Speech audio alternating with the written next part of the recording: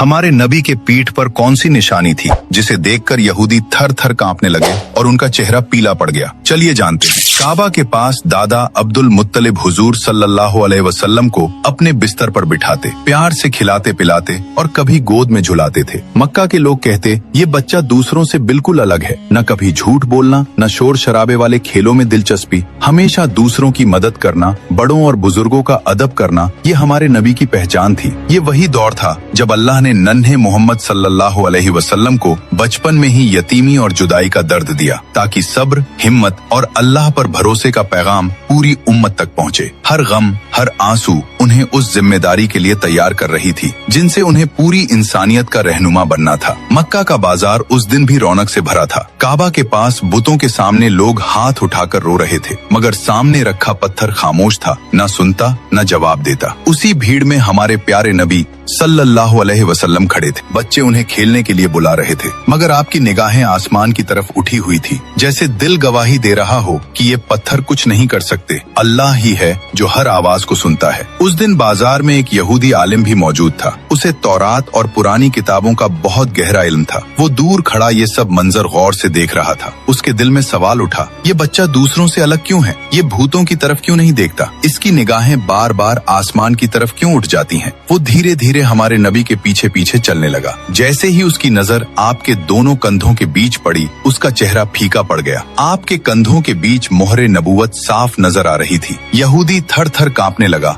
और कांपते हुए कहा, यही वो आखिरी नबी है, यही है वो जिसकी निशानियां हमारी किताबों में सदियों से लिखी है। लेकिन उसी पल उसके दिल में जलन की आग भड़क उठी। उसने सोचा, नबूवत तो हमारी कौम को मिलनी चाहिए थी, ये अरबों का बच्चा कैसे? शाम होते ही वो अपने साथियों के पास पहुंचा, जहां और कई यहूदी आलिम जमा थे। उसने कहा, आज मैंने उसे देख लिया। उस बच्चे की पीठ पर नबूवत का मोहर है। वो बुतों को नहीं मानता, उसकी निगाहें सिर्फ आसमान की ओर उठती है। वही आखिरी नबी है। ये सुनते ही बाकी आलिमों के भी चेहरे पीले पड़ गए। एक ने तौरात की इबारत पढ़ते हुए कहा, यहाँ लिखा है, मैं उनके भाइयों में से तुम्हारे जैसा एक नबी उठाऊंगा। भाइयों से मुराद बनी इजराइल के भाई हैं, यानी अरब, क्योंकि हजरत इस्माइल अलैहिस्सलाम और हजरत इसहाक अलैहिस्सलाम दोनों हजरत इब्राहिम अलैहिस्सलाम के बेटे थे। मतलब निशानी साफ तौर पर कुरैश की तरफ इशारा कर रही थी, यानी तुमने जिस बच्चे को देखा वो वाकई आखिरी नबी है। ये वही बच्चा है जो पूरी दुनिया में नबूवत का झंडा लहराएगा और अदलों, इंसाफ और मोहब्बत का पैगाम देगा। पूरी दुनिया उसकी मोहब्बत में दीवानी हो जाएगी। सुभान अल्लाह। दोस्तों,